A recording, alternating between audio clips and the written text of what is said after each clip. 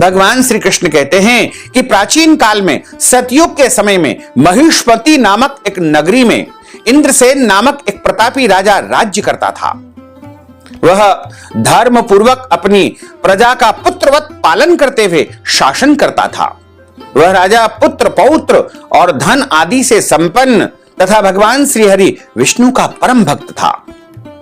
एक दिन जब राजा सुखपूर्वक अपनी सभा में बैठा हुआ था तो आकाश मार्ग से देवर्षि महर्षि नारद जी उतर करके उनकी सभा में आए।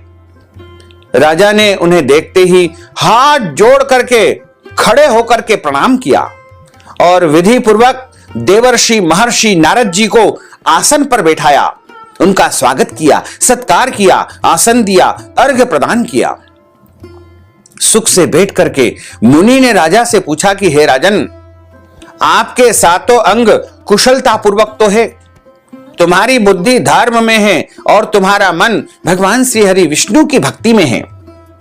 देवर्षि नारद की ऐसी बातों को सुनकर के राजा ने कहा कि हे महर्षि, आपकी कृपा से मेरे राज्य में सब कुछ कुशल है तथा मेरे यहां यज्ञ कर्मादि सुकृत कर्म हो रहे हैं। आप कृपा करके अपने आगमन का कारण मुझे बताइए। तब ऋषि कहने लगे कि हे राजन, आप आश्चर्य देने वाले मेरे वचनों को ध्यान पूर्वक सुनो। नारद जी कहते हैं कि मैं एक समय ब्रह्मलोक से यमलोक को गया और वहां श्रद्धा पूर्वक यमराज से पूजित होकर मैंने धर्मशील और सत्यवान धर्मराज की प्रशंसा की। उसी धर्मराज की सभा में महान ज्ञानी और धर्मात्मा तुम्हारे पिता को एकादशी का व्रत भंग होने के कारण देखा। उन्होंने संदेशा दिया है, वो तुम्हें सुनाने जा रहा हूं। तुम्हारे लिए उन्होंने एक संदेश दिया है।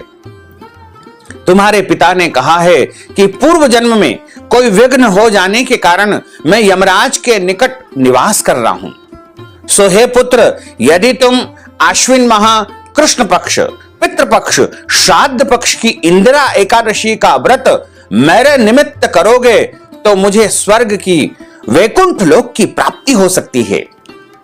इसलिए पूरे विधि विधान से पुत्र, मेरे लिए तुम श्राद्ध पक्ष पितृपक्ष की इंदिरा एकादशी का व्रत करना।